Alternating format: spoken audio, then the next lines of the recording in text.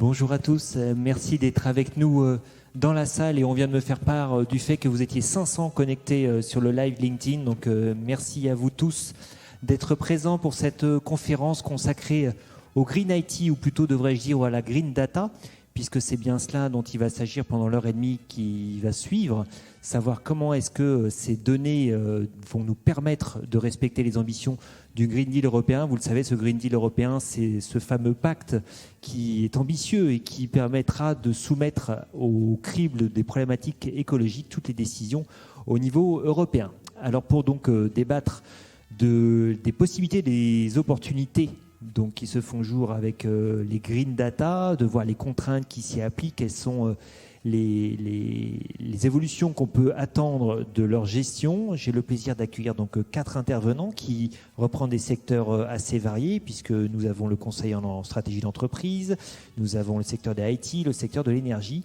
et le secteur du bâtiment et de l'immobilier. Ces intervenants, je vous les présente tout de suite. Donc, il s'agit de Géraldine Camara. Bonjour Madame Camara. Bonjour. Vous êtes déléguée générale de France Data Center, l'association représentative de nombreux d'acteurs, donc des data centers en France, comme le nom l'indique. Axel Lemaire, qui est associé au cabinet conseil en stratégie d'entreprise Roland Berger. Vous êtes également initiatrice de Terra Numerata pour l'Open Innovation. Vous aurez l'occasion peut-être de revenir sur ce que est exactement Terra Numerata. Bonjour.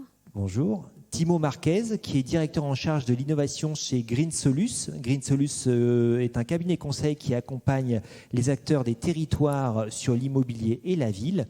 Et également Thierry Trouvé, qui est directeur général de GRT Gaz, l'un des 2 réseaux de transport de gaz en Europe. Bonjour. Bonjour à vous 4, merci d'être là. Pour boucler ce tour de table, je me présente très rapidement. Je suis David Hacher, directeur de publication d'Actu Environnement. Je ne suis pas intervenant, mais animateur. Donc j'aurai l'occasion de donner la réplique et d'animer ces débats. Il y a également un autre participant dans cette salle, c'est vous.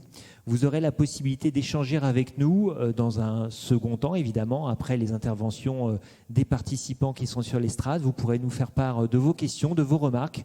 Donc n'hésitez pas, nous aménagerons un temps d'échange avec vous en fin de table ronde. Je précise également, pour ceux qui ne le sauraient pas déjà, qu'évidemment, il y a une traduction simultanée, puisque nous sommes dans le cadre d'une conférence européenne, mais qu'à cette table ronde, nous avons 4 intervenants qui vont donc s'exprimer en français. Voilà, tout ceci étant précisé, cette table ronde va s'articuler, je vous le dis tout de suite, autour de 2 grandes thématiques. La thématique environnementale d'une part et la thématique de la sécurité d'autre part, évidemment avec des passerelles entre les 2. Et pour commencer donc à parler de tout ça, de toutes ces potentialités s'agissant des données vertes, je vais donner la parole à Timo Marquez. Alors peut-être pourrez-vous nous repréciser déjà Green Solus, le cabinet conseil que vous représentez, mais voir effectivement, sachant que le bâtiment et le transport sont aujourd'hui en Europe, et on peut dire, je pense, dans le monde, parmi les principaux postes émetteurs de gaz à effet de serre, quelles sont les opportunités que l'on peut trouver à exploiter les outils numériques pour réduire leur impact, sachant d'ailleurs que le transport, la mobilité et le bâtiment font partie des 2 secteurs qui s'en sont peut-être le plus emparés jusqu'à présent.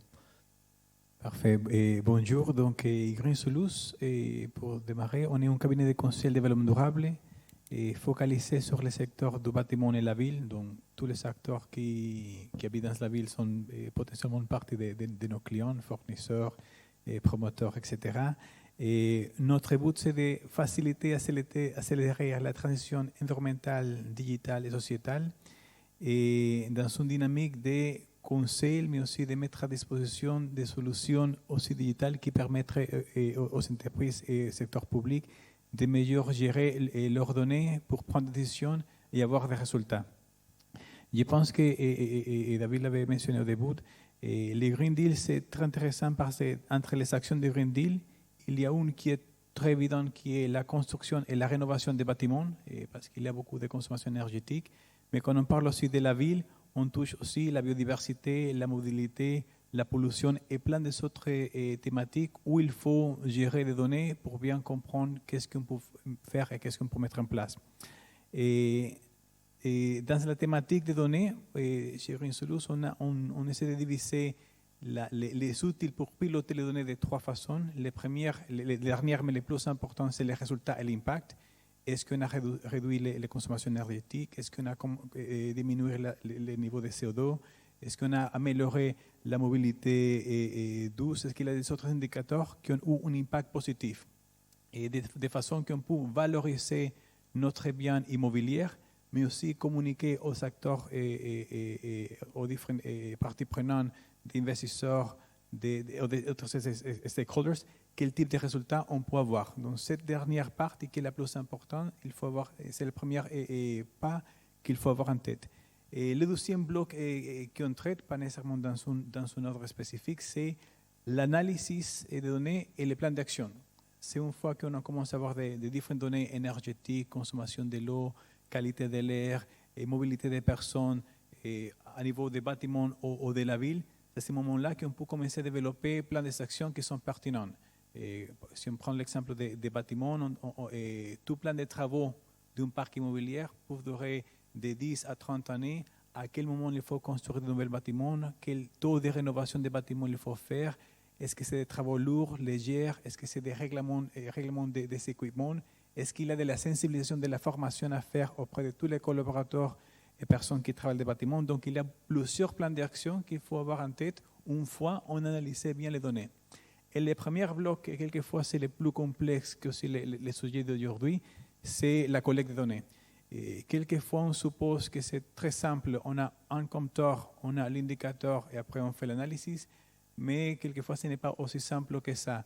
On peut avoir différentes parties prenantes, des propriétaires des bâtiments, et locataires ou multilocataires des bâtiments, et utilisateurs, on a des fournisseurs d'énergie, on a l'État aussi. Donc, on a différentes parties prenantes qui ils souhaitent utiliser les données d'une façon pour arriver à la partie résultat final et impact. Dans ces parties collecte de données, où, comme on le fait, est-ce qu'il y a un cadre réglementaire qui les permettrait de faire? Est-ce qu'il y a la transparence? C'est la partie aussi clé qu'il faut avoir en tête dans tout ce pilotage de données au fur et à mesure de la collecte, l'analyse de données, plan d'action pour arriver au résultat. L'objectif de la collecte des données, quel est-il? C'est la sensibilisation? C'est un meilleur pilotage de la consommation? C'est un peu tout, ça dépend aussi de l'analyse qu'on peut faire. Et à niveau d'expérience, une chose qu'on trouve, c'est la sensibilisation. Quelquefois, c'est les briques les plus faciles, entre guillemets, mais les plus complexes parce que chaque personne est un monde à part entière. Mais une fois on connaît les données, c'est qu'est-ce qu'on peut faire à niveau de sensibilisation. Quand on dit sensibilisation, c'est les collaborateurs, les asset managers, les facility managers et les personnes qui vont communiquer et après les fournisseurs d'énergie. Donc, il y a une grosse partie qui est sensibilisation et après, effectivement, je pense que ce qui a les poids les plus lourds, c'est la partie rénovation qui est liée à la réduction énergétique. Quand on parle des changements de matrices énergétiques et changements de qualité des bâtiments, etc. Alors, je pense qu'au niveau du bâtiment, c'est à peu près clair pour tout le monde. Effectivement, mettre des capteurs, température, qualité de l'air, etc. Qu'en est-il au niveau de la ville? Qu'est-ce qu'on mesure et où est-ce qu'on mesure? Quand on parle de ville, de notre vie, c'est presque la même chose, seulement que dans une échelle plus large. Et dans un bâtiment, on pense toujours l'énergie, mais aussi il y a la mobilité des voitures qui peuvent entrer ou sortir d'un bâtiment. Il y a des entreprises qui veulent gérer la mobilité de leur parc immobilier. Et une fois on commence à ajouter des bâtiments, on commence à toucher la ville. Donc ça veut dire que derrière, on peut faire des plans de circulation, des plans de mobilité dans les différentes communes, éviter les engorgements, ce genre de choses. Oui. Dimensionner les infrastructures. Effectivement. Très bien. Merci beaucoup pour cet éclairage. Thierry Trouvé, je le disais tout à l'heure, vous êtes directeur général de GRT Gaz, donc vous êtes du secteur de l'énergie, je le disais. Comment est-ce qu'un réseau de transport comme le vôtre s'empare de la question de la donnée? À quoi ça sert dans une logique de transition énergétique? D'abord, je vais peut-être commencer par dire en deux mots ce qu'est GRT Gaz et quelles sont nos missions, parce que c'est utile pour comprendre ce que nous faisons de nos données. Donc on est transporteur de gaz naturel en France, ça veut dire qu'on prend le gaz aux frontières du pays et on l'amène à proximité des centres de consommation. Donc on ressemble beaucoup au pipeline colonial qui s'est illustré récemment aux États-Unis en termes de transport. C'est une notion physique, sauf que nous, c'est du gaz naturel et pas du pétrole. On a d'autres missions qui sont intervenues au moment de l'ouverture des marchés en Europe. une mission qui consiste à organiser le marché du gaz naturel en France avec la place de marché unique en France qui permet aux fournisseurs de gaz de s'échanger du gaz entre eux. Et on a aussi une mission qui consiste à gérer en temps réel l'équilibre entre l'offre et la demande de gaz sur le marché français au niveau global pour des raisons de sécurité d'approvisionnement. Ça, ce sont nos missions historiques. Depuis quelques années, on a une nouvelle mission qui est liée à la transition énergétique. Cette mission, elle consiste à faciliter l'arrivée des nouveaux gaz. Je pense au gaz renouvelable, au biométhane de première, de deuxième génération et demain à l'hydrogène sur notre réseau. Parce qu'à l'horizon 2050, dans une Europe totalement décarbonée, 100% de la consommation française de gaz sera faite avec du gaz bas carbone ou du gaz renouvelable. Et au-delà de ça, dans le cadre de la stratégie européenne sur la transition énergétique, le Green Deal, on a aussi un travail à faire sur la complémentarité des énergies. L'électricité ne se stocke pas, contrairement au gaz, et donc asseoir les deux systèmes de manière étroite, c'est quelque chose de très important pour pouvoir réussir la transition énergétique. Alors, de quelles données parle-t-on ? Tous les jours aujourd'hui, nous gérons au dispatching national, qui est la tour de contrôle du système gazier français, 30 millions de données à peu près. À quoi servent ces données ? Premier usage, ces données servent à ce que j'appelle virtualiser le réseau. Le réseau, c'est un ensemble de tuyaux avec des limites physiques, des contraintes, etc. Mais ce que nous donnons à voir à nos clients, les clients sont les fournisseurs de gaz, c'est l'image d'un lac de gaz qui est connecté à tous les points de consommation, de production ou de stockage, et un lac dans lequel, à chaque instant, on sait à qui appartient chaque molécule qui est présente dans le lac. Puisque le gaz ne nous appartient jamais. Hein. Nous, on ne fait que transporter le gaz de nos clients. Vous possédez les tuyaux. Comment ? Vous possédez les tuyaux. Voilà, on possède simplement les tuyaux. Voilà. Ensuite, ces données, classiquement, elles vont servir, et ça je dirais que c'est classique pour n'importe quelle entreprise aujourd'hui, elles vont servir à offrir à nos clients des services qui vont leur permettre de faire leurs propres opérations. Un fournisseur de gaz, il a besoin de savoir quelle est la consommation de ses clients à un instant donné pour pouvoir amener la quantité de gaz suffisante sur le réseau, pour donner un exemple. Et puis, évidemment, ces données, elles vont aussi nous servir à nous-mêmes pour piloter notre système gazier. Mettre les aiguillages dans la bonne direction, diriger les flux de gaz là où il faut, le tout en optimisant les dépenses d'énergie, puisque ça nécessite de l'énergie pour faire avancer le gaz dans les tuyaux. On dépense environ 300 000 € d'électricité ou de gaz tous les jours pour faire cela. Et aussi nos émissions de gaz à effet de serre, puisque selon les outils que nous utilisons, on émet plus ou moins de gaz à effet de serre pour faire avancer l'énergie dans le réseau.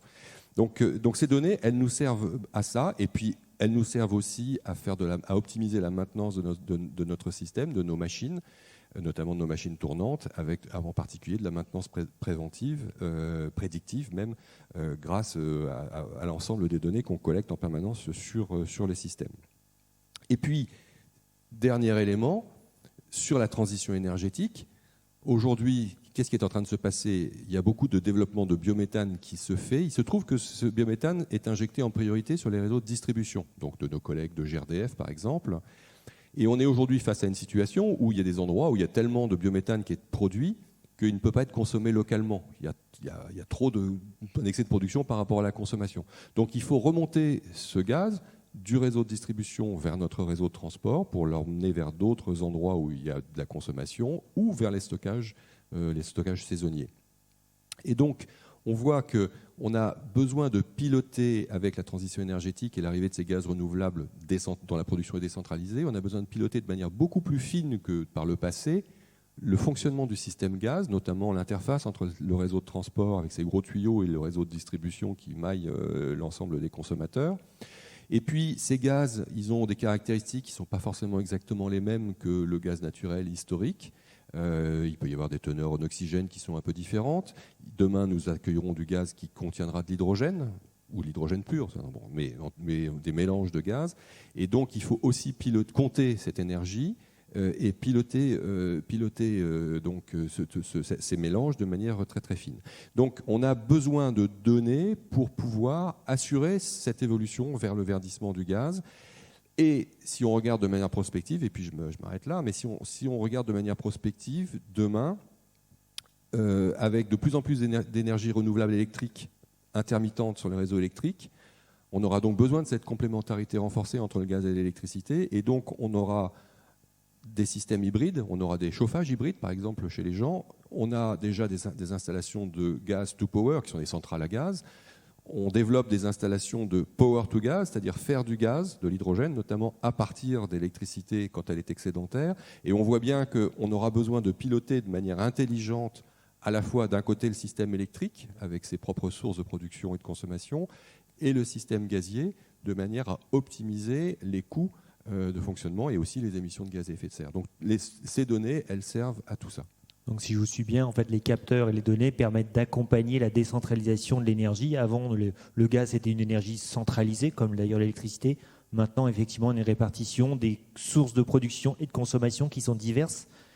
Oui, historiquement, le gaz, ces données ont, à partir de 2005 à peu près, en France, c'est la date d'ouverture des marchés, enfin un petit peu avant, mais elles ont servi à permettre l'ouverture des marchés. Avant, c'était un monopole, il y avait un fournisseur et puis il n'y avait que des clients, c'était simple. Les données ont permis d'ouvrir le marché et maintenant, elles permettent de verdir effectivement le système gazier. Axel Lemaire, je le disais tout à l'heure, vous êtes associé donc au cabinet conseil stratégie d'entreprise Roland Berger. Vous avez également été ministre de l'économie numérique, ça n'échappera, je pense, à personne dans la salle. Là, on a écouté 2 témoignages, donc respectivement sur le secteur du bâtiment et de l'énergie, qui sont des secteurs traditionnels, qui fonctionnent depuis des dizaines, voire des centaines d'années, et qui se posent aujourd'hui les questions. Alors, vous n'avez pas attendu aujourd'hui, évidemment, pour vous les poser, messieurs, hein, ces questions de l'outil numérique. Qu'est-ce qu'il procure? Qu'est-ce qu'il permet de faire? Depuis quand est-ce que cette prise de conscience de la convergence des outils numériques et des problématiques écologiques a-t-elle eu lieu? Bonjour à toutes et tous et merci de cette invitation. Peut-être expliquer rapidement ce qu'est Terra Numerata. Oui, volontiers. Terra Numerata, c'est le nom de l'écosystème du réseau de partenaires innovants avec lesquels le cabinet Roland Berger travaille au service de ses clients. Aujourd'hui, il y a environ 130 start-up partenaires technologiques, fournisseurs de méthodologies innovantes qui collaborent avec les équipes conseils de Berger pour les clients finaux. Et si j'apporte cette précision, c'est parce que en dirigeant ce réseau de partenaires, j'ai pu voir évoluer les besoins des clients, qu'ils soient des États ou des grandes entreprises. Et on est passé d'une entrée assez technologique des sujets sur les enjeux de la transition numérique, du rôle de l'innovation en interne, comme création de valeurs nouvelles, etc., vraiment à des questionnements fondamentaux sur le développement durable et sur la mesure de l'impact carbone, à tel point que Terra Numerata a accueilli plus d'une trentaine de nouveaux partenaires technologiques pour nous permettre d'accompagner les clients sur ces questions. Alors, vous me posez... Du coup, excusez-moi, juste Terra Numerata, c'est un fort tropisme développement durable, hein, on est bien d'accord? Désormais, suivant en ce sens les évolutions constatées et des besoins des entreprises et de la prise de conscience des pouvoirs publics. Alors, venons-en à cette prise de conscience des pouvoirs publics. Moi, j'ai été membre du gouvernement en 2015, c'était au moment de la COP 21. Cette année, il y aura la COP 26. C'était donc déjà il y a 5 ans. Eh bien, en 2015, le numérique commençait à être perçu comme un levier d'accélération de la transition écologique, moins comme une source de pollution en soi, en tant que secteur industriel, et donc notamment la filière informatique, mais aussi en ce que la production de données massives par l'ensemble des entreprises désormais pouvait être source de pollution nouvelle. 2015, ce n'était pas un sujet. Ça ne veut pas dire que certaines personnes essayaient de le pousser, mais ce n'était pas du tout entré dans le cœur des politiques publiques. Ça ne faisait pas l'objet de négociations à la COP 21. Moi, je me souviens que j'avais voulu saisir conjointement avec la ministre de l'écologie de l'époque un parlementaire pour le nommer en mission sur le sujet de la convergence entre transition écologique et transition numérique. Et contrairement à l'image qu'on peut se faire de la puissance d'un ministre, ça n'avait pas été possible parce que ce n'était pas considéré comme une priorité de politique publique à l'époque. Alors même que la transition écologique faisait l'objet de toutes les attentions et que le numérique aussi, notamment à travers la cybersécurité. Il y avait déjà des attaques informatiques importantes. Nous avions lancé la feuille de route stratégique nationale pour la protection des systèmes d'information de l'État et des entreprises. Souvenez-vous, il y avait la directive européenne en négociation qui créait ce statut des OIV, des opérateurs d'importance vitale, dont d'ailleurs les entreprises du secteur de l'énergie. Donc il y avait une prise de conscience double, mais pas du tout convergente. Ce qui fait qu'à la COP21, il y avait le pavillon des solutions. Nous avions lancé les labels de la Green Tech pour accompagner les entreprises fournisseuses de solutions pour accélérer la transition écologique, mais très peu de conscience de l'impact environnemental du numérique. Il y a eu, je pense, un deuxième temps d'accélération de la prise de conscience. D'abord parce que la COP21, il a fallu la digérer, ce qui est toujours une source d'étonnement personnel, c'est-à-dire que j'ai l'impression qu'il y a des sujets de politique publique qui sont négociés pendant des années par les États et par les organisations internationales, dont la Commission européenne, et qu'en fait, ça n'entre dans le champ d'action des entreprises que plusieurs années après.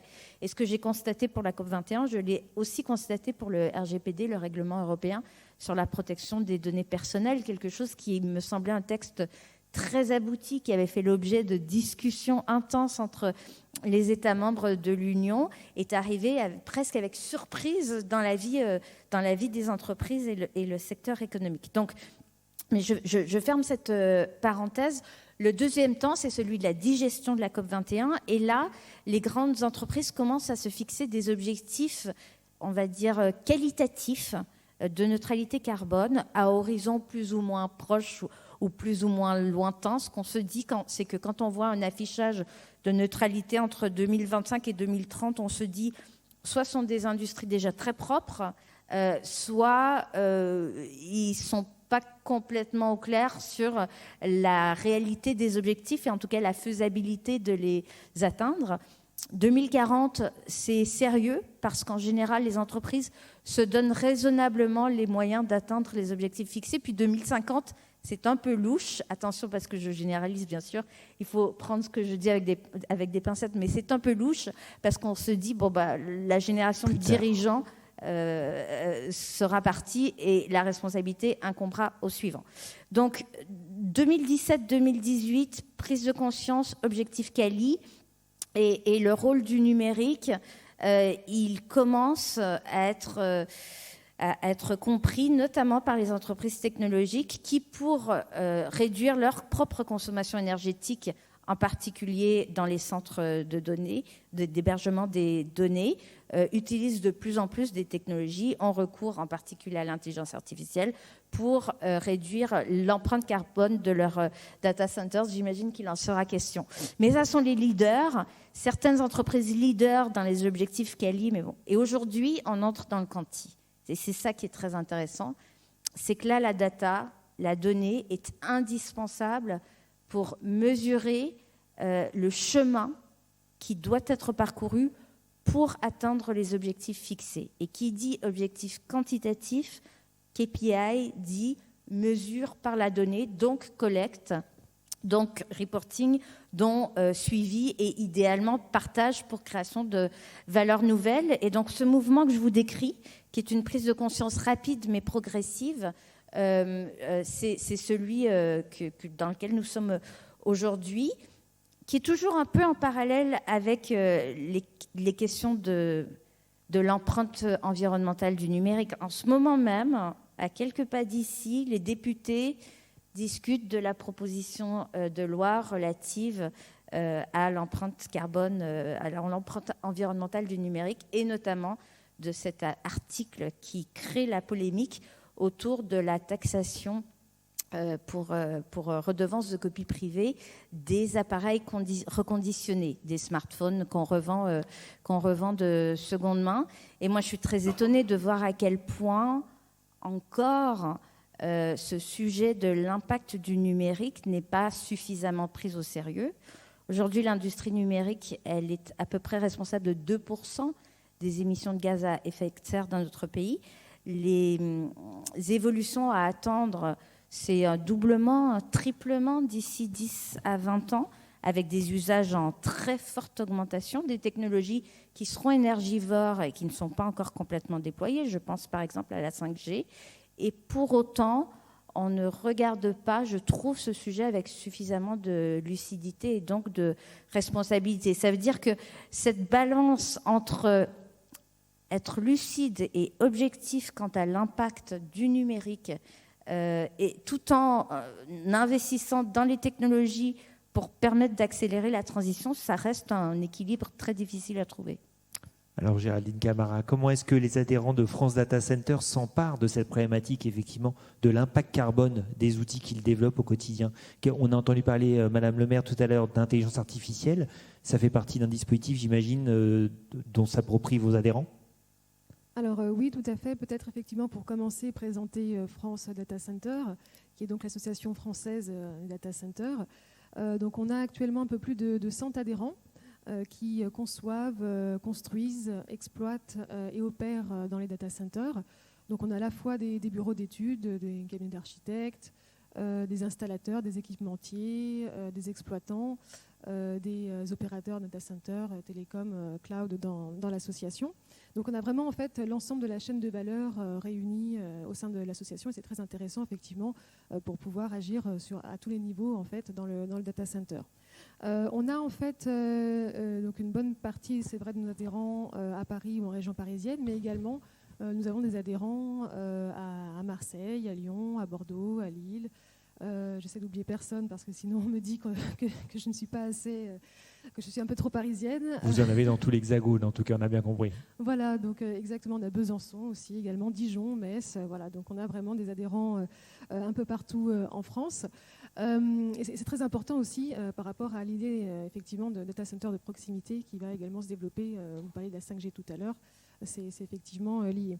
Peut-être aussi préciser ce qu'est un data center, parce que je ne sais pas si vous avez eu l'occasion de visiter un data center. Oh, je pense qu'à mon avis, là, tout le monde est assez au courant. Peut-être moins, par contre, du biométhane tout à l'heure qu'on a évoqué. Je pense que c'est peut-être moins clair pour tout le monde, mais allez-y, je vous en prie quand même. D'accord. Au cas où, effectivement, voilà, un data center, donc c'est bien un centre de stockage et de traitement des données numériques. Et donc, effectivement, sans data center, eh bien, il n'y a pas de données stockées. Pas d'économie, surtout actuellement, et pas d'économie numérique non plus. Et peut-être aussi préciser que c'est un bâtiment qui est un peu spécifique, effectivement, qui est au croisement entre le bâtiment, l'énergie, l'informatique, les télécoms. Donc c'est vraiment voilà, un bâtiment assez spécifique, une infrastructure critique qui effectivement n'est pas forcément bien connue du grand public, et c'est aussi un des enjeux dans l'association de faire connaître un peu mieux le data center. Peut-être dire aussi qu'on compte environ 200 data centers en France. En fait, on rattrape notre retard et notre sous-investissement en la matière par rapport à d'autres pays européens. En fait, on est derrière l'Irlande, les Pays-Bas, l'Allemagne et le Royaume-Uni. Avant, en fait, il y a une vingtaine d'années, les données étaient hébergées ailleurs. Donc voilà, donc il y a un gros enjeu de souveraineté et d'environnement, avec des données qui sont du coup de plus en plus proches des besoins et qui permettent aussi de réduire les temps de latence. Peut-être dire aussi qu'il y a différents types de data centers. Il y a les grands, les entreprises de colocation, donc qui louent leurs espaces à des clients. À l'autre bout de la chaîne, il peut y avoir aussi des micro-data centers qui peuvent même servir à chauffer des bâtiments, des logements, des serres, des piscines, pourquoi pas. Et entre les deux, donc, il y a les entreprises qui ont leur propre data center et, je disais, donc, des data centers de proximité. Donc on échange beaucoup avec nos homologues d'autres pays européens, donc les pays que j'ai cités tout à l'heure, aussi d'autres pays européens comme le Danemark ou d'autres pays où en fait où effectivement la filière data center est très développée. Et en fait ce qu'on se dit entre nous, c'est que en fait on partage 90% des thématiques et des problématiques. Cybersécurité, environnement, c'est vraiment les sujets. Le sujet environnemental est vraiment majeur partout en Europe. Ce n'est pas qu'en France, par rapport, en tout cas, à notre notre sujet, qui sont en fait les infrastructures numériques, c'est également une préoccupation majeure. Et en fait, tout le monde est interpellé sur ces questions-là. Voilà, nous ne sommes pas seuls. Les Irlandais aussi sont interpellés. Voilà, donc c'est vraiment un sujet qui est partagé.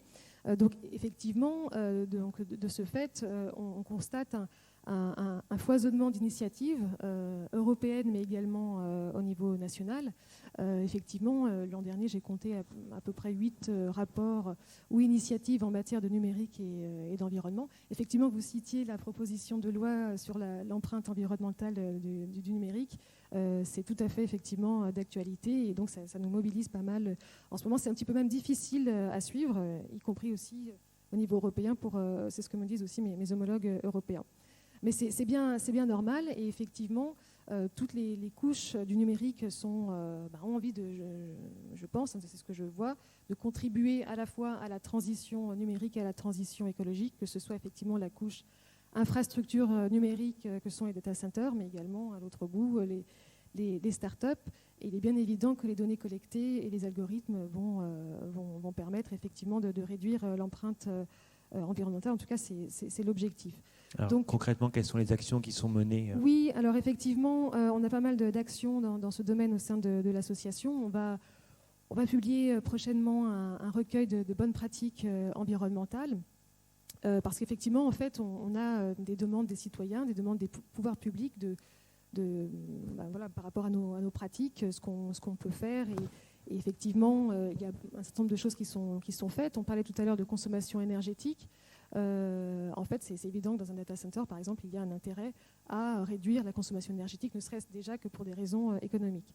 Donc effectivement, parmi les bonnes pratiques environnementales, on a un adhérent qui propose à ses clients de pouvoir mesurer, d'avoir accès en fait à des données leur permettant de mesurer leur impact environnemental.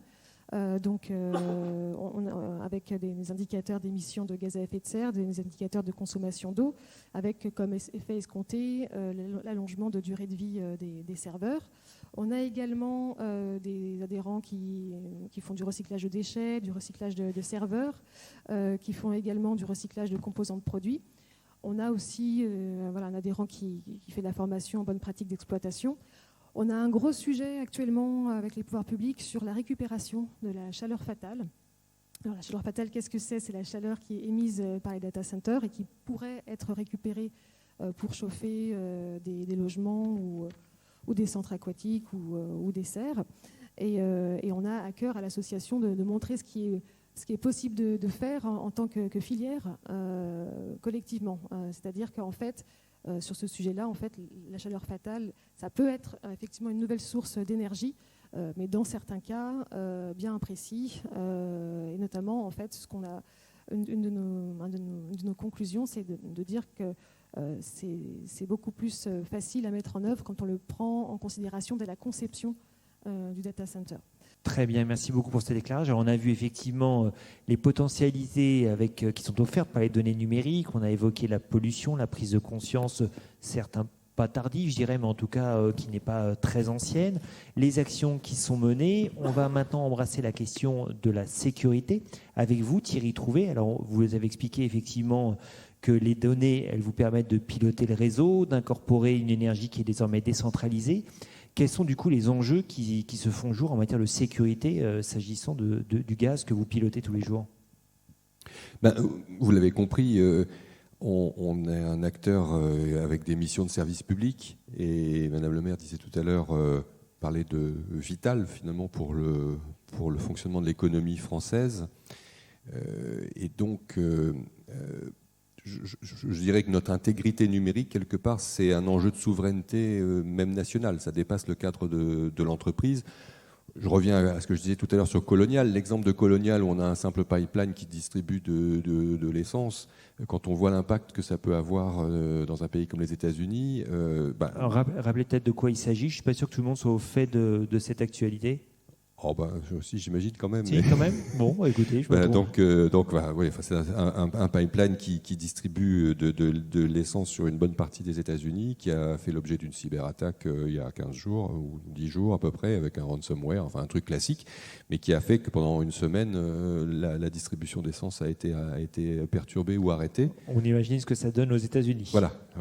Et donc, si je fais la comparaison avec nous, donc non seulement on a aussi entre guillemets cette fonction de distribuer, de transporter, d'acheminer le gaz, mais on a aussi cette fonction d'organisateur du marché et de plus en plus de collecte des énergies renouvelables décentralisées. Donc c'est un enjeu majeur et c'est la raison pour laquelle ce sujet de la cybersécurité est piloté au niveau du COMEX et pour tout vous dire, je le suis personnellement. Alors, d'où ma présence d'ailleurs ici. Alors, quelques éléments ou quelques besoins, quelques priorités ou enjeux pour nous, pêle-mêle. D'abord, dire qu'on a évidemment besoin d'outils de cybersécurité et j'ajouterais d'outils souverains. Ça fait référence à la table ronde précédente, mais il y a un certain nombre de choses pour lesquelles on peut difficilement se permettre d'aller chercher des solutions dont on ne maîtrise pas complètement les tenants et les aboutissants. Et c'est en fait, quand on y réfléchit pour beaucoup d'outils, alors évidemment, tout le monde pense au cloud souverain, même s'il y a un certain nombre de choses aujourd'hui qu'on ne peut pas mettre sur le cloud pour des raisons de réglementation, mais enfin on en met quand même pas mal aussi. Et donc il y a un vrai besoin dans ce domaine-là et on espère tous que l'Europe réussira à mettre en place un cloud souverain. Deuxième élément, la protection. Alors oui, j'aurais dû dire, mais dans les enjeux, évidemment, en termes de cybersécurité pour nous, il y a tout ce qui touche à la prévention, à l'information des utilisateurs, parce qu'on sait bien que le facteur humain est important. Il y a tout ce qu'on peut faire en matière de protection et notamment des outils techniques. Et puis, il y a aussi, j'ajouterais, la préparation à qu'est-ce qui se passe si ça se produit. C'est-à-dire, qu'est-ce qui se passe si, malgré tous les efforts qu'on a faits, on est comme Colonial et on est attaqué, notre système d'information est empêché de fonctionner. Comment on fait pour assurer, malgré tout, un minimum de fonctions vitales pour le pays, de nouveau. Tout ça, ça fait partie des sujets sur lesquels on travaille. Je reviens sur cette problématique de la protection. Aujourd'hui, on voit bien que de plus en plus, elle ne peut pas se concevoir uniquement au niveau de l'entreprise.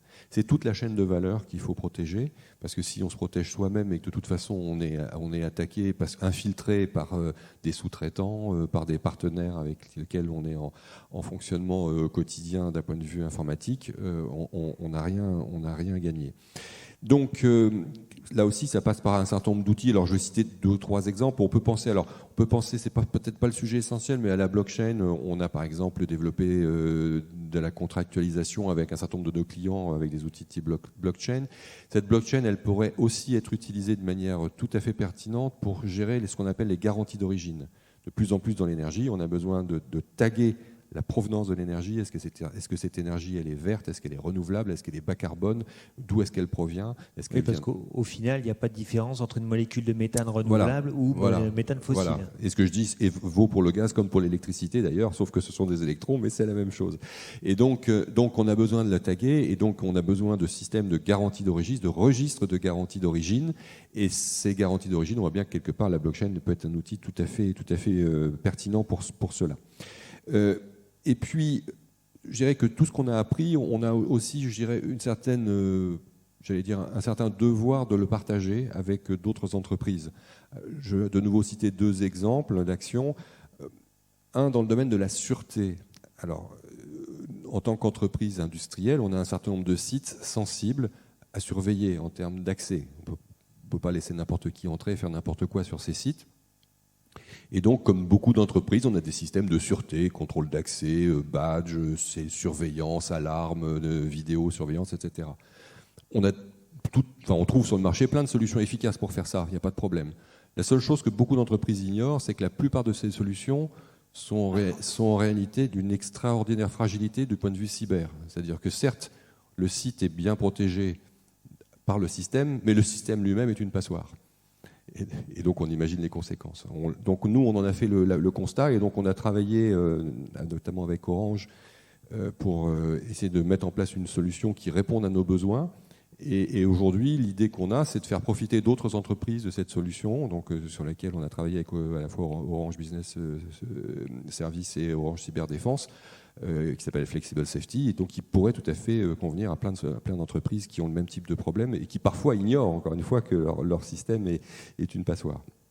Deuxième exemple, il y a tout un tas de petits producteurs du fait de la décentralisation de l'énergie, tout un tas de petits acteurs qui arrivent sur le secteur, qui ne sont pas forcément au top en matière de cyber, même si nous-mêmes on n'a pas la prétention de l'être, mais l'idée c'est d'essayer de les entraîner dans une dynamique positive, encore une fois pour protéger l'ensemble de la filière, et c'est la raison ou une des raisons pour lesquelles on a décidé de rejoindre récemment le Cybercampus. Je sais que Michel Vandenberg va parler tout à l'heure, pour essayer de travailler justement ensemble sur l'ensemble de la filière à ces questions de cyber. Géraldine Camara, je reviens vers vous. Aujourd'hui, les clients, vos adhérents, quand ils viennent voir vos adhérents, c'est plutôt pour les problématiques de sécurité, j'imagine, sont plutôt prioritaires par rapport aux problématiques environnementales, je me trompe ? Alors oui, disons que ce sont deux thématiques très, très différentes. Effectivement, les clients, je pense que vous parlez des clients en fait, des opérateurs de data center. Effectivement, ce qu'ils recherchent, c'est la disponibilité et la sécurisation des données. Et en parallèle, c'est vrai qu'il y a des demandes aussi en matière d'environnement, mais je dirais que c'est deux choses assez séparées. Parce qu'effectivement, en fait, les exigences de base pour un data center, c'est effectivement de garantir la disponibilité et la sécurisation des données H24. 7 jours sur 7. En fait, un data center, il fonctionne tout le temps. On ne peut pas l'arrêter, sinon effectivement, les données ne sont plus disponibles. C'est un peu comme un hôpital. On a évalué que, par exemple, voilà, si jamais le data center était arrêté en raison d'une attaque ou d'un problème de sécurité, le coût d'un arrêt, ça représente environ 10 000 euros la minute. Donc effectivement, pour les entreprises, les services publics, les hôpitaux ou autres, c'est considérable. Et également, il peut y avoir des cyberattaques qui peuvent avoir des impacts financiers directs et également indirects sur l'image avec la perte ou le vol de données. Donc effectivement, c'est une exigence de base pour les data centers de pouvoir que les clients puissent avoir accès à ces données. Mais est-ce qu'il y a des moyens de combiner justement ces exigences en matière de sécurité et les problématiques d'empreinte environnementale ? Alors oui, c'est évidemment possible. Dans les data centers, comme je disais tout à l'heure, donc il y a des bonnes pratiques environnementales qui existent. Et comme je disais, il est possible de faire un certain nombre de choses, notamment en matière de choix d'équipements informatiques. On peut limiter les redondances, mais je dirais que de toutes les façons, à un moment donné, il faut quand même aussi garantir la sécurité des données, sinon il peut y avoir aussi un problème à ce niveau-là. Et on a aussi des équipementiers qui sont dans le domaine de la sécurité et de la cybersécurité, qui font aussi par ailleurs de la conception écologique, qui font aussi de l'économie circulaire, qui essayent, dans leur rapport développement durable, en tout cas de mettre des choses qui soient assez concrètes dans le domaine. Voilà. Axel Lemaire, les entreprises, les startups que vous évoquiez tout à l'heure, qui sont autour de Terra Numerata, elles prennent toutes ces considérations très au sérieux, l'empreinte environnementale des outils qu'elles utilisent, les serveurs qu'elles mobilisent. Est-ce que ces startups-là, vous sentez qu'elles ont une vraie sensibilité par rapport à ces questions-là ? Alors oui, mais effectivement, encore aujourd'hui, ce sont deux secteurs qui se rejoignent peu. D'accord. Donc soit ce sont par exemple des entreprises qui fournissent des solutions logicielles pour le suivi de projets de transformation d'une entreprise pour l'atteinte des objectifs de réduction de l'empreinte carbone, soit sont des solutions techniques qui permettent de tester et d'augmenter le niveau de cyberprotection. C'est rarement les deux à la fois. En revanche, s'il faut faire des passerelles à tout le moins théoriques entre les deux sujets, pour moi, la création de valeur pour une meilleure conscience de l'impact environnemental et donc des solutions pour le réduire passe par le partage des données. C'est vrai par exemple dans l'immobilier, c'est vrai par exemple dans l'énergie, c'est vrai aussi dans la mobilité. Je vous donne un exemple très concret pour que la ville de Paris essaie de déployer des solutions de transport public ou de multimodalité entre les trottinettes, les scooters, les vélos, les voitures, les véhicules partagés, etc., eh bien, il faut avoir une bonne connaissance des flux de circulation, du niveau de partage des véhicules lorsque ce sont des taxis ou des VTC, des données liées à la mobilité sur les zones de congestion, les heures de pointe, etc. Or, ces données, elles sont pour partie collectées par des opérateurs économiques privés. Donc, pour définir des politiques publiques plus efficaces, il faut permettre un partage des données avec la puissance publique. C'est un exemple de partage. Or, quand on dit cybersécurité, a priori, on a plutôt un réflexe de protection, de tout verrouiller. Et de la même manière que le RGPD a eu tendance à faire tout verrouiller, donc sous couvert de protéger les données personnelles et d'éviter les risques de désanonymisation, eh bien, parfois, on préfère ne pas ouvrir, y compris dans la sphère publique, donc y compris ouvrir des données publiques produites par l'administration qui devraient tomber sous le principe de l'ouverture par défaut, qui est un principe important dans la loi pour une république numérique. Eh bien, on ferme pour protéger les données personnelles, ce qui est totalement légitime et ce qui est une exception prévue par la loi, mais qui parfois est interprétée de manière très extensive. Ça peut être la même chose pour des raisons de protection des systèmes d'information. Et du coup, la question que je me pose, c'est à partir du moment où le cadre de régulation de la collecte et de l'utilisation des données commence à se stabiliser au niveau européen, s'il fallait le résumer rapidement, on a un cadre pour la protection des données personnelles, on a un cadre pour l'ouverture des données publiques et on a un cadre pour la circulation des données au sein de l'Union européenne, quelle que soit leur nature, avec un cadre qui se dessine et qui est encore en devenir pour les espaces communs de partage de données qui peuvent être, par exemple, des données considérées comme des données d'intérêt général, qui sont des données d'origine privée, mais qui, si elles sont partagées soit entre acteurs privés, soit avec des consommateurs finaux, soit avec la puissance publique, soit les trois, pourrait créer une valeur économique, environnementale, sociétale nouvelle. Eh bien, pour ces données-là, qui vont être à l'avenir encouragées à être de plus en plus partagées, eh bien, comment on les protège ? Ça suppose d'avoir des lacs de données quand même sacrément bien sécurisés. Je pense à plein de projets dans l'agroalimentaire avec Numalim, dans le transport maritime, en particulier avec CMA, CGM, des acteurs industriels qui prennent des initiatives dans le tourisme pour préparer les Jeux Olympiques à Paris, qui se réunissent en disant on va partager nos données, on va créer des pools de partage pour créer une valeur nouvelle, pour lancer des services innovants, pour trouver une intelligence commune de nos données. Mais ça suppose de nouveaux enjeux en matière de cyberprotection. Alors Thibaut Marquez, quand on écoute Axel Lemaire, ça fait clairement résonance avec ce que vous évoquiez tout à l'heure, la question des données qui sont issues du bâtiment, les multiparties prenantes que vous évoquiez tout à l'heure. Aujourd'hui, cette donnée que vous récupérez, que vous collectez dans les bâtiments ou dans les villes, elle appartient à qui ? Vous en faites quoi ? Quelle est la possibilité, quelque part, de la valoriser ? À qui elle appartient, cette donnée ? C'est une bonne question. Je peux que renforcer les messages que vous venez de dire. Et la création de valeur vient de partager les données. Après, je pense qu'on est encore un peu loin de ça comme but. Et parce qu'effectivement, les données appartiennent à différentes personnes qui, quelquefois, ils n'ont pas l'habitude ou l'intention de les partager. Et je parle d'un exemple plutôt aujourd'hui en France, du décret tertiaire, où tous les bâtiments de plus de 1000 m² sont soumis au décret tertiaire. Donc, il faut communiquer à l'État via différents types d'actions leur amélioration des réductions énergétiques.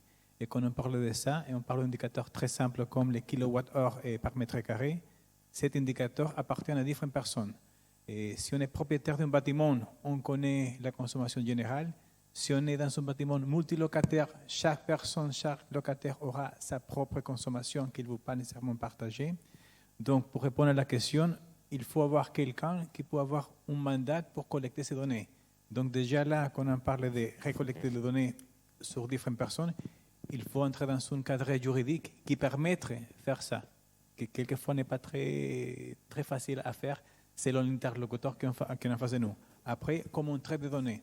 Après, avec qui on va partager ces données, soit les mêmes acteurs privés ou notre acteur public, et pour quelles raisons? Donc, je pense que la création de valeur sera là, mais qu'aujourd'hui, il y a encore beaucoup de choses qui ne nous permettraient pas, effectivement, bien partager de façon utile et différents types de données. Et l'exemple d'énergie, c'est le plus facile, mais quand on parle de la gestion de l'eau, la consommation des autres ressources, et la mobilité ou des autres choses qui sont plus personnelles, et ça devient encore un enjeu intéressant à continuer à développer. Thierry Trouvé, vous disiez tout à l'heure que vous étiez organisme d'intérêt vital, OIV. Les données, vous les partagez malgré tout avec vos clients. Vous avez évoqué tout à l'heure, vous avez dit nos clients, ce sont ceux qui fournissent l'énergie. Moi, j'avais pensé aussi que c'était ceux qui la consommaient. Est-ce que je me trompe? Oui, les deux, d'accord. Les consommateurs, mais aussi les fournisseurs, EDF, Total, Engie, ou même des producteurs de gaz qui importent leur gaz en France. Oui, ce sont tous ces acteurs. Alors, je pense qu'effectivement, dans le domaine de l'énergie, on a une certaine avance parce que cette question des données a été pas mal traitée par les directives européennes. Donc, ces directives, elles ont introduit au fond des tiers de confiance que sont les gestionnaires de réseau de transport, réseau de distribution. Donc nous collectons donc ces millions de données, notamment des données de comptage des différents consommateurs, et ces données, ensuite, il y a un cadre à la fois donc, de mise à disposition et de protection des données. Alors mise à disposition, ça veut dire que sur les 30 millions de données dont je parlais tout à l'heure, on met à peu près à la disposition de nos clients une grosse moitié, un peu plus de 16 millions de données par jour à nos clients. Alors, pas à tous les clients, toutes les données, évidemment. Un certain nombre des données ne sont fournies qu'aux clients qui en est quelque part le détenteur. Et la protection, elle est assurée parce que la compromission d'une de ces données considérées comme information dite commercialement sensible, c'est une infraction pénale pour les personnes morales, mais aussi pour les personnes physiques, pour les salariés de l'entreprise. Donc c'est quelque chose auquel nous faisons très très attention. Mais une autre partie de ces données, une fois qu'elles sont agrégées, anonymisées, une autre partie de ces données est partagée avec l'ensemble de la communauté des acteurs de marché et des plateformes qui servent au fonctionnement du système. Je vais prendre deux exemples. La bourse du gaz, donc qui est un opérateur tiers, cette bourse du gaz, elle ne peut fonctionner que si elle est complètement connectée avec le gestionnaire de réseau que nous sommes, puisque le lieu physique du marché, c'est notre réseau, et avec les différents fournisseurs de gaz. Donc nous échangeons un certain nombre de données avec la bourse du gaz, de même que nous échangeons des données avec une plateforme qui s'appelle Prisma, qui est une plateforme qui est une création de l'ensemble des transporteurs européens, dont on est à l'origine, dont l'objet est de vendre aux enchères les capacités de transport, donc les tickets d'entrée sur nos réseaux, notamment pour passer d'un pays à l'autre en Europe. Et donc toutes ces données servent pour ces plateformes, pour que nos clients puissent gérer leurs opérations, pour faire la logistique de leur énergie et l'amener au plus proche de leurs clients. Une autre partie de ces données, nous la mettons à la disposition de l'ensemble. Elle est ouverte sous la forme d'open data. Donc nous avons ouvert avec nos collègues de RTE, donc RTE c'est le réseau de transport d'électricité, donc ils font la même chose que nous dans le domaine de l'électricité, une plateforme sur laquelle d'autres acteurs de l'énergie nous ont depuis rejoints, qui s'appelle Audrey, Open Data des réseaux d'énergie, qui permet donc de partager tous les jours environ 2,5 millions de données qui est ouverte à l'ensemble des acteurs. Alors évidemment, ça intéresse beaucoup des collectivités locales, des chercheurs, etc. Voilà. Et puis, pour répondre à une question que vous posiez, finalement, aujourd'hui, l'essentiel, pas la totalité, mais je dirais la grande majorité de ces données, nous les mettons à disposition gratuitement. Ça résulte notamment de l'analyse du régulateur, je parle du régulateur de l'énergie, mais ça résulte simplement aussi d'un simple constat, c'est que ces données sont tellement consubstantielles de notre activité, du service que nous rendons à nos clients, que imaginer de les facturer en plus n'aurait pas beaucoup de sens. Voilà. Axel Lemaire, Thierry Trouvé évoque effectivement la mise à disposition gratuite des données, parce que ce sont des données importantes, des données vitales, des données énergétiques. Est-ce que ça veut dire que les grid data doivent nécessairement être gratuites, ou est-ce qu'au contraire, on peut envisager de bâtir des modèles économiques dessus ? C'est un grand débat. Effectivement, certaines données sont considérées comme essentielles. On les appelle des données de référence, et elles entrent dans le cadre du service public de la donnée, qui, dans un monde d'infrastructure du numérique, a été créé par la même loi pour une république numérique. Quels sont ces jeux de données, par exemple, en France ? C'est la base adresse nationale, telle qu'elle est produite par l'IGN et par la Poste. C'est le registre national des sociétés, c'est le registre des associations, c'est certaines données géographiques, enfin cartographiques, etc.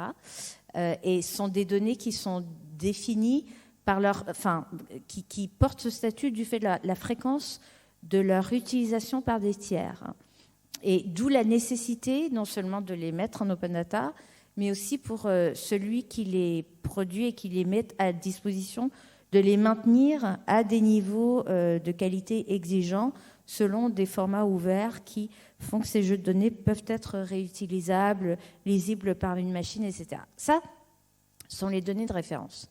Est-ce qu'un jour les données environnementales vont devenir des données de référence, ce qui signifierait que les entreprises auraient une obligation de les produire et de les maintenir à un niveau de qualité élevé en les mettant à disposition de manière ouverte et gratuite. La question se pose très sérieusement. Je ne sais pas si vous avez vu qu'au dernier sommet des ministres des Finances du G7 à Londres, il a été décidé que les données à terme, sans un horizon de temps défini, à terme, les données liées aux risques climatiques devraient faire l'objet d'une divulgation obligatoire. Ces données, en tout cas pour les grandes entreprises, aujourd'hui, elles sont mises à disposition de manière spontanée par un peu plus de 1500 grandes entreprises qui, à travers le monde, entrent dans cette démarche d'ouverture et de partage sur la réalité des risques climatiques auxquels elles sont exposées, sur la manière dont cela impacte leur modèle et sur donc les remèdes et les solutions proposées pour intégrer cette gestion du risque. Et ce mouvement, il est intéressant parce que d'abord c'est le G7 et c'est au niveau international. Il fait énormément écho aux travaux menés depuis plusieurs années à Bruxelles par la Commission européenne. Il y a aujourd'hui déjà une directive européenne sur le reporting durable des entreprises qui oblige à divulguer selon certains formats standardisés certains types de données. Ces obligations vont être étendues non seulement au champ environnemental, mais aussi à l'impact social et au sujet de la gouvernance des entreprises. D'ici 2 ans à peu près, ce sont 50 000 entreprises en Europe qui seront soumises à cette obligation de divulgation. Et donc, quand je disais c'est un grand débat, ce qui se joue finalement, c'est ces données qui émanent d'entreprises privées, de grands acteurs économiques, qui concernent leur impact sur le changement climatique. Et d'ailleurs, qui bientôt concernera aussi leur impact sur la biodiversité, tant sur Terre que dans les océans. Eh bien, est-ce que ce sont des données de référence ? Est-ce que ce sont des données qui devront faire l'objet d'un partage large et obligatoire ? On se dit que dans un monde qui devra mesurer son impact, eh bien, il faudra que ce type de données soit en circulation, accessible aux citoyens et aux médias. Aujourd'hui, dans le monde anglo-saxon, il y a une privatisation, il y a un marché de ce type de données, plusieurs outils, plateformes d'analyse qui collectent des données d'entreprise et qui les revendent à des agences de notation extra-financière en particulier, qui sont utilisées ensuite par des investisseurs pour conditionner leurs investissements à la mesure de l'impact.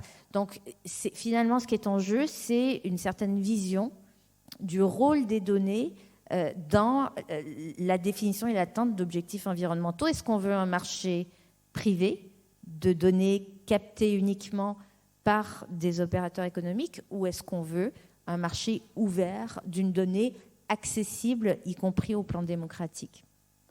Merci à vous. Alors, avant qu'on donne la parole à la salle, j'aurais bien voulu aussi avoir votre avis, Thibaut Marquet, sur cette question, effectivement, de la gratuité des données qui sont collectées, notamment dans le bâtiment et dans la ville. Vous partagez l'avis d'Axel Lemaire? Bonne question. Aujourd'hui, je pense que c'est compliqué parce qu'effectivement, on travaille avec des acteurs publics et privés. Donc, effectivement, quand on parle avec des acteurs publics, il y a l'intention de partager des données pour mieux gérer leur parc immobilier. Par exemple, on donne un exemple sans nommer la personne.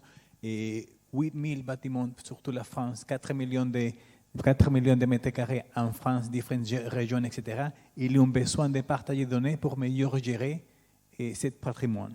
Après, quand on parle avec des acteurs privés, ce n'est pas nécessairement les mêmes volontés de partager pour optimiser. Donc, je pense aussi que ça va évoluer, mais ça dépend aussi de l'interlocuteur qu'on aura en face de nous. Donc les intérêts ne sont pas forcément toujours convergents, si je vous comprends bien. Alors, est-ce que nous avons des questions dans la salle? Parmi les personnes qui nous écoutent, n'ayez pas peur, hein, je descendrai, je vous fais passer un micro. Ah oui, non, je ne pourrais pas vous faire passer. Si, on en a un qui est disponible. Désinfecté, n'hésitez pas. Pas de questions, tout est clair, vous êtes sûr? D'habitude, quand on insiste un peu, il y a toujours une petite main qui se lève. Non, écoutez, c'est bien, ça veut dire que tout le monde a été clair. Bon, écoutez, moi ça tombe bien parce que j'ai toujours des questions. Et moi j'ai envie de vous poser, alors c'est une question ouverte pour tout le monde. Ça va bientôt être la présidence, la France va bientôt prendre la présidence de l'Union européenne. Est-ce que justement on a une politique particulière qui est prévue sur cette question des données de type données environnementales? Axel Lemaire peut-être? Est-ce qu'on a quelque chose à espérer de ce point de vue-là? Je ne suis pas certaine d'avoir la réponse.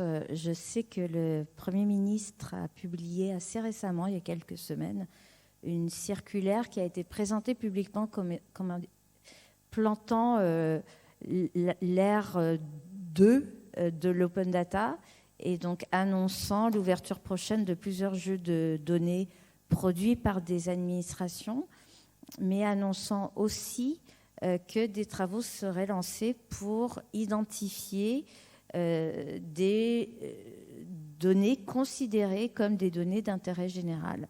Ce qui est le cas, on pourrait des données d'énergie, mais pour l'instant, la loi prévoit, soit parce que ce sont des données de contrats de concession, de délégation de services publics, des données produites par des entreprises qui exécutent une mission de service public et donc qui peuvent être considérées comme des données d'intérêt général qui doivent donc être, sinon mises en open data, à tout le moins partagées avec la puissance adjudicatrice, avec la puissance publique.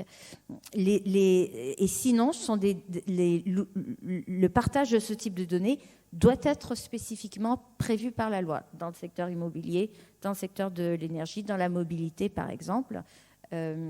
Si on demande à la RATP de partager ces données de mobilité avec la SNCF, c'est sur le fondement de la loi. Donc, jusqu'à quel point le gouvernement poussera cette logique d'ouverture, je ne sais pas. Je pense qu'il y a une conscience forte en France comme ailleurs en Europe du fait que l'accès à ce type de données est essentiel, encore une fois, pour garantir l'efficacité de l'ambition écologique nouvelle qui est annoncée par l'Europe. En tout cas, c'est la première fois, je crois, qu'il y a une conscience aussi forte du fait que cet enjeu de la maîtrise des données, qui peut passer par le partage et l'ouverture, mais de la maîtrise est essentiel et très lié à la transition écologique. Mais je ne sais pas si ça fait partie des enjeux prioritaires de la présidence française de l'Union l'année prochaine. Alors, vous évoquez effectivement que ça est essentiel. Est-ce que du côté des investissements, on est à la hauteur de l'enjeu au niveau européen? Est-ce qu'aujourd'hui, on investit suffisamment dans le développement de la donnée, et notamment la donnée environnementale? Non, parce que... Alors, est-ce qu'on est à la hauteur au niveau des annonces qui ont été faites sur la relance pour la croissance verte? Oui, ou en tout cas, historiquement, c'est inégalé. Donc, il faut espérer que l'argent sera bien dépensé. Est-ce que c'est aujourd'hui dépensé suffisamment autour de ces enjeux de l'utilisation efficiente des données? Je ne pense pas. Parce qu'il y a encore aujourd'hui une sous-évaluation du coût d'ouvrir des jeux de données. Et M. Trouvé le sait, ça suppose d'avoir des équipes qui sont dédiées à ce type de services, qui font de la maintenance, qui s'assurent de l'interopérabilité des systèmes. En général, ce sont les mêmes aussi qui ouvrent les API, etc. Et du coup, il y a des coûts de fonctionnement et de maintenance qui sont des coûts nouveaux et qui doivent être supportés avant de voir la création de valeurs nouvelles, création de valeurs qui en général relève de l'intérêt commun et collectif et pas forcément de manière immédiate des intérêts particuliers des acteurs économiques. Donc on est vraiment sur un sujet qui devrait justifier, à mon sens, une partie d'investissement public. Là aussi, je pense que la compréhension des enjeux croît. Il y a par exemple le programme des investissements d'avenir en France qui finance certains projets de partage de données. L'ADEME, l'Agence de développement durable, qui est très financeur des projets de transition écologique dans les territoires, pose de plus en plus comme condition de ces financements l'accès aux données et le partage des données environnementales. Donc on est à un moment assez charnière, mais je vous rejoins dans le sens où il faut un coup de pouce de la part des financeurs publics, à mon sens, parce que c'est un coût qui est lourd à assumer, ce d'autant plus qui doit être assumé en même temps que le coût de la cyberprotection. Et que plus il y a de données, plus il y a d'attaques, parce que ça augmente la circulation, augmente le risque, c'est mathématique.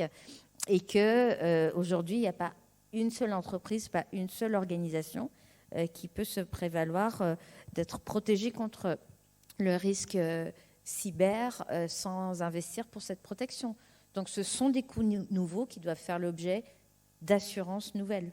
Thierry Trouvé, vous évoquiez tout à l'heure le développement de l'hydrogène sur lequel il y a eu un plan européen ambitieux, décliné en France également. Donc on va dire pas mal d'investissements mis à disposition de la filière hydrogène. Est-ce qu'il existe quelque chose d'identique justement pour le développement des capteurs, des données telles qu'on en a parlé, ou est-ce qu'au contraire c'est inclus, on va dire, dans ce type d'enveloppe? Concrètement, est-ce que vous êtes accompagné effectivement pour la mutation de vos réseaux? Je dirais que pour la mutation des réseaux, oui, d'une certaine manière, cette problématique de l'équipement supplémentaire pour recueillir des données nécessaires est pris en compte. Pour autant, ces dépenses dont vous parliez, Mme le maire, je pense qu'elles ne sont pas encore complètement appréhendées par le régulateur. C'est-à-dire que le régulateur qui fixe nos tarifs en tant que gestionnaire de réseau, il a tendance à observer, une réalité, c'est que nos coûts d'IT et d'OT augmentent de plus en plus, et ça, il a du mal à comprendre pourquoi, et pourtant, ça vient d'être parfaitement expliqué.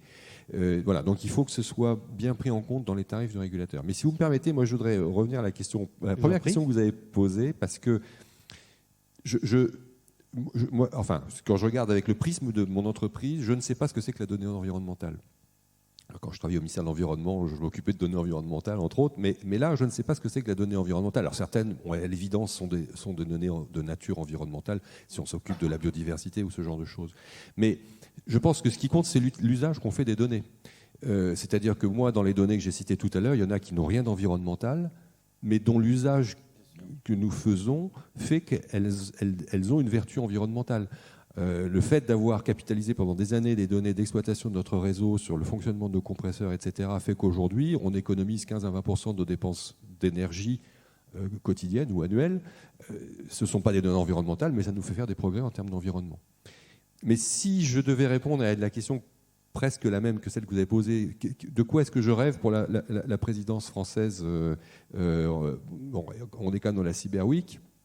Moi, mon rêve, ce serait que la France porte haut une nécessité pour l'Europe de se renforcer en matière de cyber. Et si vous me permettez, je vais donner une anecdote enfin, je ne sais pas si c'est une anecdote, mais mon histoire vécue.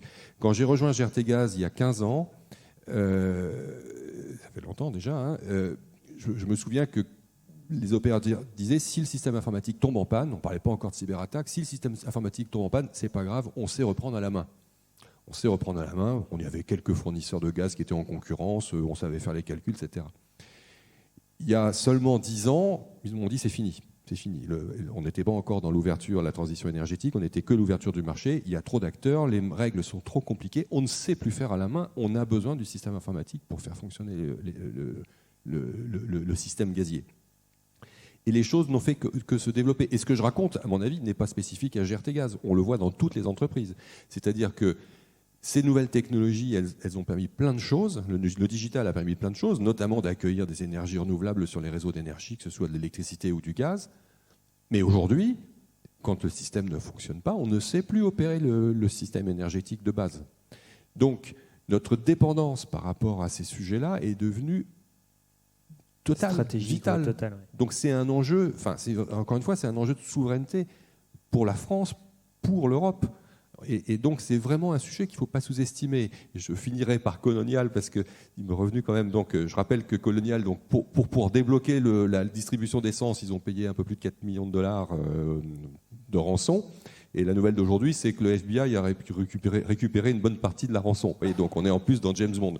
Mais bon, voilà. Donc, on est vraiment sur des choses hyper importantes. Alors, deuxième tentative. Y a-t-il des questions depuis tout à l'heure dans la salle ? Peut-être, est-ce que voilà, je peux peut-être rebondir bien sûr, Géraldine, allez-y, je vous en prie. Présidence française de l'Union européenne, c'est quand même une opportunité incroyable qu'on a effectivement tous les, je ne sais plus la dernière, c'était en 2008, donc effectivement c'est l'occasion de mettre en avant certains sujets. Je pense que le numérique effectivement devrait apparaître comme un de ces sujets majeurs. Effectivement, j'ai pas plus d'informations moi non plus sur ce qui sera mis en avant, mais ce sur quoi je voudrais peut-être aussi insister, c'est voilà, essayons de réfléchir aussi.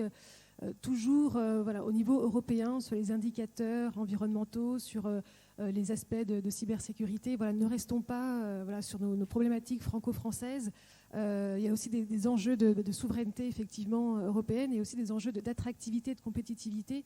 Voilà, essayons de réfléchir en ayant le regard assez large sur ces questions-là, parce que si on est déconnecté de ce que font nos partenaires européens, ou déconnectés de ce qu'ils peuvent faire parfois d'innovants aussi, c'est un peu dommage. Donc voilà, restons ouverts et essayons d'avoir des solutions constructives et réfléchies ensemble pour qu'effectivement il y ait des données qui restent hébergées aussi en Europe. Souveraineté donc. Alors nous avions une question effectivement dans la salle. N'hésitez pas à vous présenter. Oui, Vincent Scherer de GRTgaz également.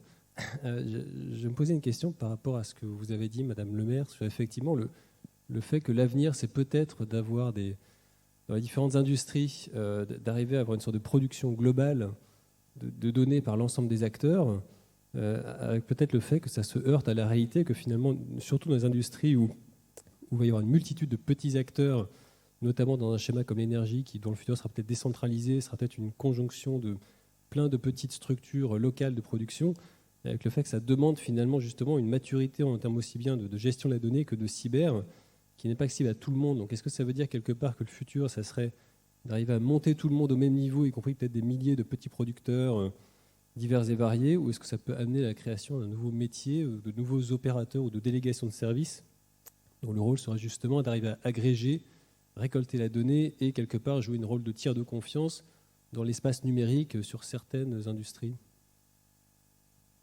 Je pense que Google a la réponse à cette question.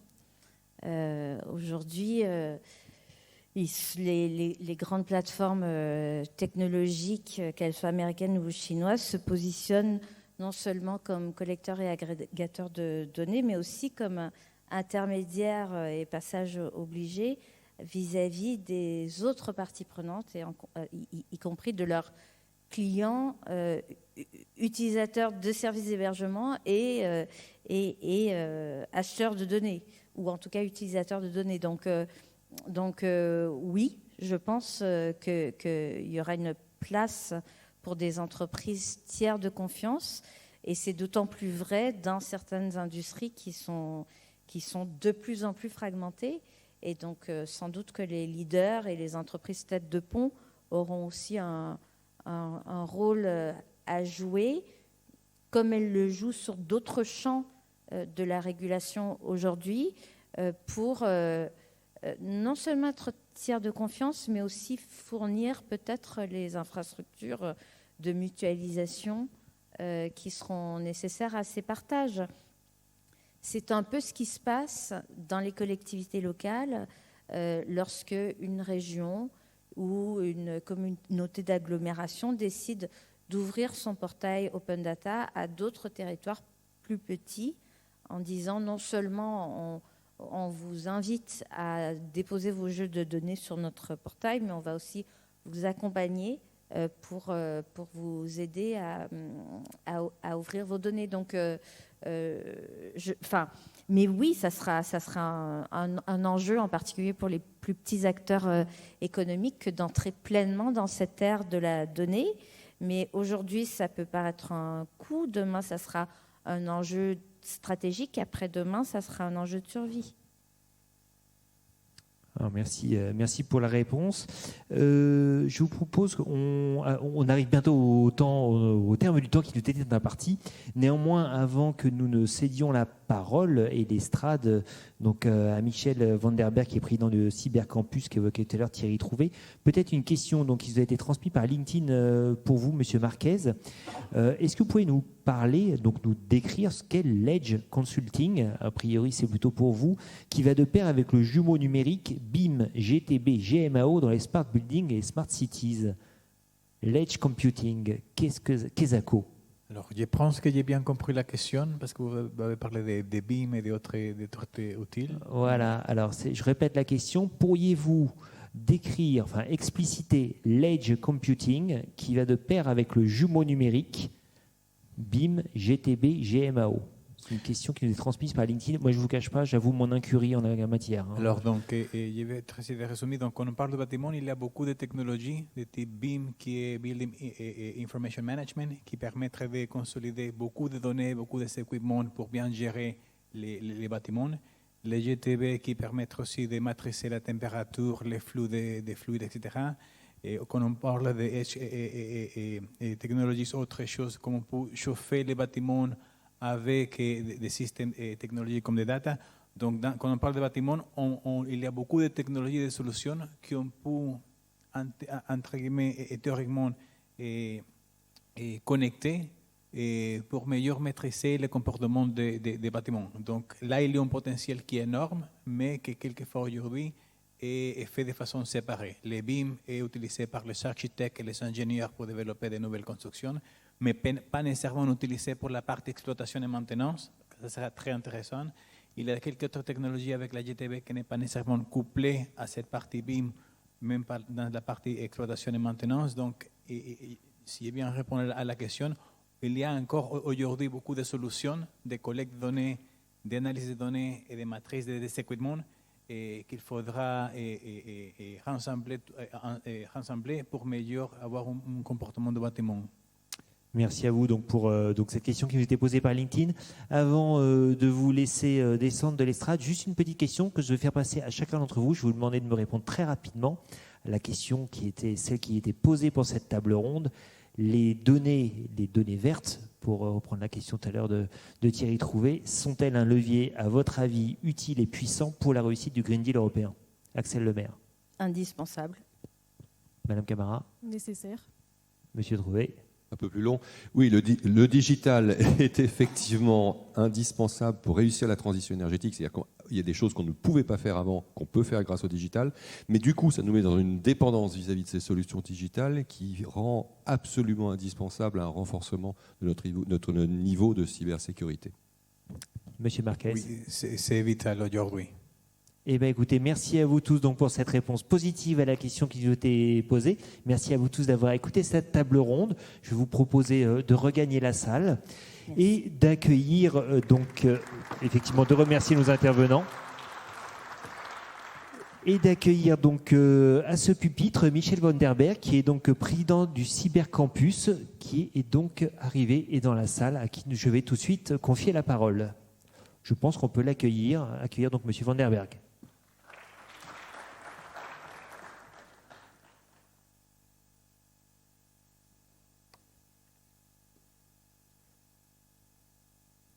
Je vous en prie, M. Van der Berg. Allez-y, M. le Président. Bonjour, je suis ravi et honoré de pouvoir donc vous présenter, faire ce point d'étape sur le campus cyber. Merci à Sébastien Gournaud de m'avoir donné la parole. Donc, je vous rappelle que ce projet a été voulu par le Président de la République et qui se doit de répondre à plusieurs objectifs. Le premier, c'est de démontrer la force et l'expertise de la France dans le domaine de la cybersécurité en la rassemblant sur un lieu totem, sorte de vitrine française de notre savoir-faire. Le second, c'est de rapprocher recherche, start-up et industriels afin de créer les licornes de demain. Ensuite, nous souhaitons former de nouveaux talents dont notre industrie souffre et manque énormément en créant pas seulement de nouvelles formations, mais en créant un lieu capable de gérer des vocations. Le problème de la cybersécurité aujourd'hui, ce n'est pas le manque de formation, c'est qu'il y a très peu de jeunes aujourd'hui qui se sentent attirés par le métier de la cybersécurité. En créant un lieu capable de démontrer que la cybersécurité, c'est positif, peut-être qu'on générera un peu plus de vocations et peut-être qu'on féminisera un peu plus le monde de la cybersécurité. Donc ensuite, après avoir regardé ce qui se faisait ailleurs dans le monde avec l'équipe qu'on a montée pour préparer ce campus cyber, on a été à Sklokovo, on a été à Beersheba, on a été à New York, on a fait travailler aussi les ambassades pour savoir un peu ce qu'ils faisaient dans d'autres pays. Et puis on a consulté l'ensemble des acteurs de l'écosystème. On a fait plus de 200 interviews pour savoir ce qu'on pouvait faire dans ce campus cyber. Nous allons donc ouvrir en automne un campus cyber qui répondra à 2 prérequis. Le premier prérequis, ce que nous ont vraiment demandé les industriels de la cybersécurité, c'est de ne pas transformer le projet cyber en projet d'aménagement du territoire et de faire à ce que ce cybercampus puisse être le plus accessible possible pour que les gens aient vraiment envie de s'y retrouver et vraiment envie de pouvoir venir y travailler. Le second prérequis, qui était vraiment une volonté du Président de la République, c'est que ce projet sera soutenu par l'État, mais doit être porté par les acteurs privés. C'était quelque chose sur lequel il tenait énormément de faire que ce projet soit drivé par les acteurs privés de la cybersécurité. Pour répondre à la première demande, nous avons choisi un immeuble de 26 000 m², neuf, dans le quartier d'affaires de la Défense, au pied du RER A, de la ligne 1 du métro et du T2. Nous avons organisé plus de 40 workshops avec les futurs représentants pour pouvoir faire un lieu où, après cette crise Covid, les gens ont vraiment envie de venir travailler et vraiment faire un lieu de bouillonnement d'idées et de partage. Plus de 30% des surfaces de l'immeuble seront dédiées à des espaces collaboratifs afin d'y réaliser des projets communs et des espaces d'innovation. L'INRIA va prendre plus de 1000 m² sur le campus cyber pour y mettre ses chercheurs en cybersécurité. Et nous allons créer un studio d'incubation cyber pour que tous les experts aujourd'hui qui ont de bonnes idées pour créer les licornes de demain et qui ne savent pas comment une entreprise puisse être accueillie gratuitement pour pouvoir être aidés à créer les licornes de demain. 30% seront occupés par des espaces privatifs, par les grands industriels de la cybersécurité. Je tiens à les remercier, Capgemini, Soprasteria, Thales, Atos, Orange et Safran. C'est un effort important, puisque à chaque fois qu'ils vont prendre 10 m², le campus cyber va leur facturer 13 m², puisqu'ils vont participer à ces espaces collaboratifs et à faire ce qu'on puisse accueillir des petites entreprises qui n'ont pas forcément les moyens de prendre des locaux aujourd'hui à la Défense. 15% des locaux seront occupés par les institutionnels, plus de 2000 m² seront occupés par les équipes de l'ANSSI et plus de 1000 m² seront occupés par les équipes du ministère de l'Intérieur. 10% des locaux seront dédiés aux futurs grands de demain. Nous allons créer un espace pépite, sorte de tremplin entre la start-up et la future PME. Des entreprises comme Gatewatcher, Tetris et YesUAC y seront accueillis dès la rentrée de septembre. 10% des espaces seront dédiés à la formation. Des écoles comme l'EPITA, l'EFRAE, HS2 et d'autres écoles ont choisi de positionner leur cursus en cybersécurité au sein de ce campus cyber. Les 5% restants seront gérés pour pouvoir accueillir les acteurs internationaux afin de faire de ce campus un campus résolument national, mais ouvert sur le monde. Une SAS détenue à 51% donc par les acteurs privés et à 49% par l'État a été créée. Plus de 80 entreprises sont maintenant actionnaires de ce campus cyber, dont plus de 30 entreprises du CAC 40. Et l'État va donc abonder à hauteur de 49% dans ce capital. Cette augmentation de capital se terminera le 8 juillet. Nous allons démarrer donc un capital de plus de 8 millions d'euros. Ça lui donnera la possibilité d'embaucher une vingtaine d'acteurs, de salariés de ce campus cyber, qui nous permettra de faire vivre ce campus et d'éviter que ce projet se transforme en projet immobilier ou en galerie marchande où les différents acteurs viendraient chacun dans les espaces qui leur sont réservés et ne communiqueraient pas ensemble. Cette SAS sera dirigée par un conseil d'administration. L'ensemble des acteurs de l'écosystème seront représentés au sein du conseil d'administration, des grands groupes, aux start-up, aux PME, l'État, la recherche et la formation. Ce campus sera une première mondiale. Il n'existe aucun campus en Europe complètement dédié à la cybersécurité. Et même dans le monde, Beersheba, avec son Cyberspark, aujourd'hui, est avant tout un lieu militaire, de recherche, d'incubation et de formation. La particularité du campus cyber, c'est qu'il sera avant tout un lieu opérationnel. Plus de 2000 personnes vont y travailler à la rentrée de septembre et de nombreuses entreprises ont choisi de délocaliser tout ou partie de leurs compétences en cybersécurité afin de pouvoir mieux partager autour de la cybersécurité et se nourrir des échanges avec leurs confrères et même parfois avec leurs concurrents. Partager pour moins subir sera notre leitmotiv. Le campus cyber sera le seul lieu au monde qui regroupera les 4 écosystèmes de la cybersécurité. C'est ce que nous avons voulu représenter avec notre logo, qui devrait passer peut-être. Voilà.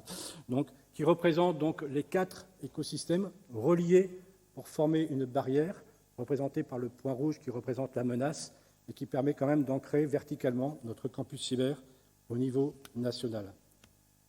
L'avenir, ce n'est pas ce qui va arriver, mais sera ce que l'on voudra en faire.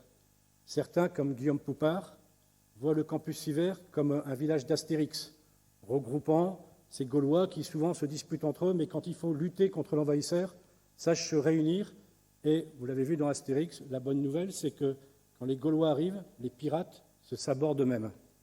Moi, je vois ce campus cyber plutôt comme le porte-avions de la cybersécurité nationale, parce qu'un porte-avions, c'est grand, c'est majestueux, c'est dissuasif, c'est une véritable vitrine technologique et un véritable concentré d'expertise, d'innovation et d'humain. C'est un endroit de coordination où si on ne travaille pas ensemble, ça ne fonctionne pas. Mais surtout, un porte-avions, ça accueille des avions de chasse et c'est vraiment tout le succès que je souhaite au campus cyber. Je vous remercie de votre attention. Merci à vous, Monsieur le Président. Est-ce qu'on peut vous poser quelques questions ? Mais bien sûr. Y a-t-il des questions dans la salle par rapport à l'intervention de Monsieur le Président ? Oui, je vois une main qui se lève. Non, c'était un téléphone en fait. Vous étiez pris en photo. Alors moi j'en ai une par rapport à la table ronde qui était juste avant que vous avez très certainement dû écouter. Je vais passer pour l'écolo de service et je vous prie de m'en excuser. Est-ce que les problématiques environnementales ont été prises en compte dans le bâtiment que vous avez évoqué ? Parce que j'imagine qu'il doit être assez énergivore en matière informatique. Oui, effectivement. Donc c'est un bâtiment donc aux toutes dernières normes environnementales. Donc un bâtiment qui appartient à la société Altaria, donc qui est complètement neuf, donc qui a été complètement construit dans ce sens. Et puis on va un peu plus loin, par exemple, tout le mobilier. On a fait le choix de prendre des plans de bureaux, de mobilier en open source et de les faire fabriquer par des artisans français. Ça permet, de savoir que notre bureau, dans 7 ou 8 ans, on pourra toujours avoir le même, puisque c'est des plans open source, on pourra les récupérer. Et 2, ça fera aussi travailler l'industrie française. Donc voilà, On va pousser le sujet jusqu'au bout. On veut vraiment que ce soit un campus national. On espère aussi qu'il y aura très très vite des satellites en région. Pas trop le moment de discuter avec eux, mais on a eu beaucoup de contacts avec les présidents de région, donc on espère pouvoir reprendre ces contacts après les élections. Et chaque président de région tient à avoir un satellite de ce campus national au sein de sa région.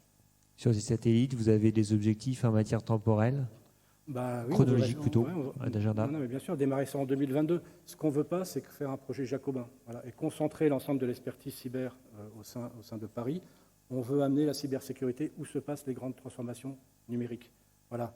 La région Rhône-Alpes est très avancée, on a parlé de tout ce qui est industrie 4.0, smart city, etc., etc. Il faut qu'on crée un campus pour pouvoir accompagner ces transformations digitales. Les Pays de Loire, Christelle Morancé est très intéressée pour travailler avec nous sur tout ce qui va aider à mieux sécuriser les hôpitaux.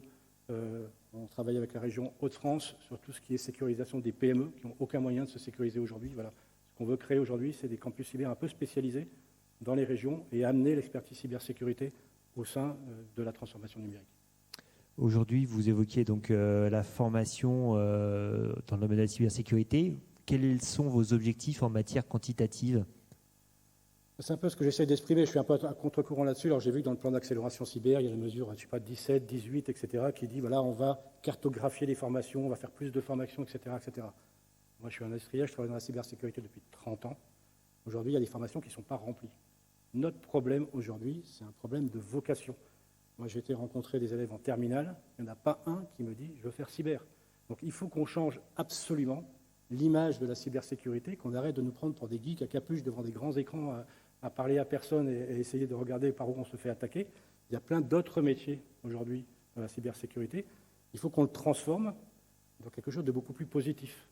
Il y a des gens qui ont réussi à le faire, c'est l'industrie automobile aujourd'hui. La sécurité devient un critère de choix pour un véhicule, comme son côté green, etc., etc. On doit faire exactement la même chose sur la cybersécurité. Il faut changer l'image de la cybersécurité. Il faut féminiser aujourd'hui ce domaine. 3% de femmes travaillent dans la cybersécurité. C'est complètement ridicule. Voilà. Donc il faut, avant de recréer de nouvelles formations, il faut créer des vocations. Il faut qu'on aille rencontrer le plus vite possible ces jeunes aujourd'hui. Quand on interroge les enfants en CP, ils vous disent « moi, j'ai envie de faire pompier, gendarme, docteur, parce que c'est un métier qui a du sens. » Ça sauve des vies. Quand on fait de la réponse à incident en termes de cybersécurité, moi, mes équipes sont intervenues auprès des hôpitaux qui ont été cyberattaqués. Je peux vous en dire qu'on a le même sens aujourd'hui. On est les sortes de casques bleus du réseau. Voilà. On défend un espace numérique. On ne peut pas riposter, ce n'est pas notre métier. Mais en tout cas, on a un métier qui a beaucoup de sens. Il faut le faire savoir et il faut aller former un petit peu et expliquer qu'aujourd'hui, la cybersécurité, c'est pas que des geeks à capuche. C'est plein d'autres gens aujourd'hui qui voient le côté positif aujourd'hui de la transformation numérique.